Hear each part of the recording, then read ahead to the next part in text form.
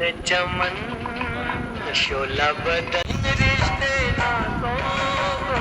दोस्तों, जब भी भारतीय सिनेमा के अमर गीतों का जिक्र होता है, ऐसे में भरत कुमार यानी मनोज कुमार के गीतों का जिक्र न हो ऐसा संभव नहीं है। मनोज कुमार की फिल्मों के गीत आज भी लोगों के दिलों में बसते हैं और इन गीतों में ज्यादातर आवाज मुकेश कुमार और महेंद्र कपूर की ही होती थी। धरती और चांद की दूरी तौबा ये मत वाली चाल, क्योंकि मनोज कुमार इन दोनों गायकों को अपनी आवाज मानते थे और मनोज कुमार का मानना था कि उनकी छवि और उनके किरदारों की गहराई के साथ मुकेश कुमार और महेंद्र कपूर की आवाज ही ज्यादा मेल खाती है। लेकिन दोस्तों, जब गीतों में गहरे उतार चढ़ाव और दिल में उतर जाने वाले दर्द की बात होती थी तो ऐसे में मोहम्मद रफी साहब का नाम ही सबसे पहले आता था।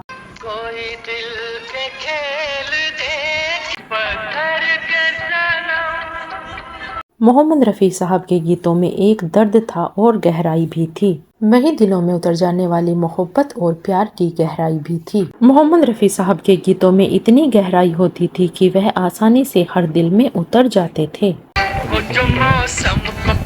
इतना ही नहीं, मोहम्मद रफी साहब की आवाज ऐसा कोई दिल नहीं जिसे नहीं छू पाती थी। लेकिन ऐसे में एक बार मनोज कुमार अपनी फिल्म के एक गीत को मोहम्मद रफी की बजाय मुकेश कुमार पर गवाए जाने के लिए अड़ गए और मनोज कुमार चाहते थे यह गीत उनके लिए कोई और नहीं बल्कि मुकेश कुमार ही गाए। दोस्तों, इस फिल्म के एक गीत के लिए ही मोहम्मद रफी साहब की आवाज दी जानी थी, जबकि फिल्म के बाकी गीत मुकेश कुमार ने गाए थे।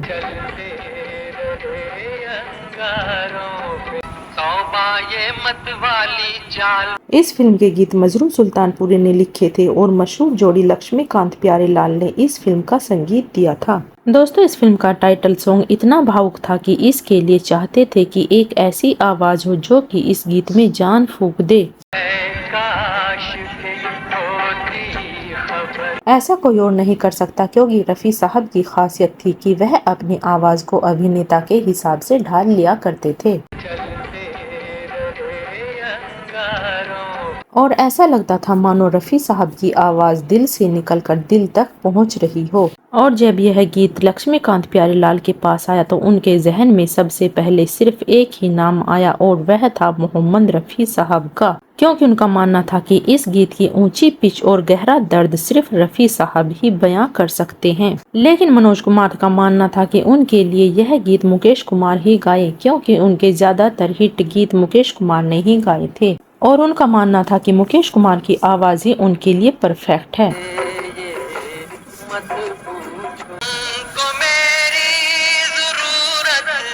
लेकिन लक्ष्मीकांत प्यारेलाल का मानना था कि इस गीत के साथ अगर कोई इंसाफ कर सकता है तो वह सिर्फ रफी साहब हैं और इसको लेकर एक बड़ी बहस छिड़ गई और यह मामला डायरेक्टर और प्रोड्यूसर के पास पहुंच गया और मनोज कुमार ने पूरी कोशिश की कि यह गीत उनके लिए मुकेश कुमार ही गाए। लेकिन संगीतकार भी अपने फैसले पर अडिग रहे और आखिरकार उन्होंने प्रोड्यूसर और डायरेक्टर से साफ कह दिया, संगीत के मामले में फैसला म्यूजिक डायरेक्टर का ही होगा। आखिरकार मजबूरी में मनोज कुमार को लक्ष्मीकांत प्यारेलाल के फैसले के सामने झुकना ही पड़ा और इस गीत के लिए रफी साहब ने अपनी शानदार आवाज दी। और जब यह फिल्म रिलीज हुई तो इस गाने ने तहलका मचा दिया और हर गली नुक्कड़ पर यही गीत लोग गुनगुनाते हुए नजर आते थे और इस गीत की बदौलत ही फिल्म भी सुपर हिट हो गई। बाद में मनोज कुमार ने खुद माना कि सच में यह गाना रफी साहब के बिना अधूरा था।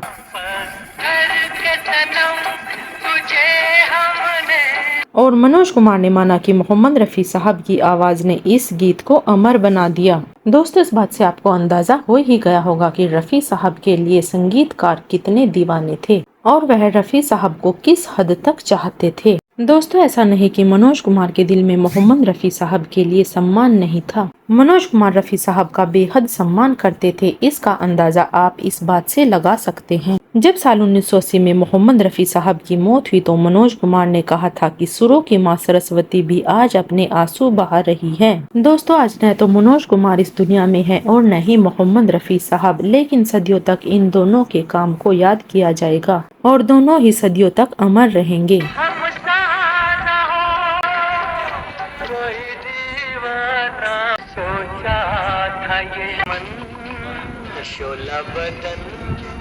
दोस्तों, मोहम्मद रफ़ी साहब और मनोज कुमार के बारे में कुछ दिल को छू लेने वाले पहलू बताने की हमारी यह कोशिश आपको कैसी लगी, हमें कमेंट में ज़रूर बताएं।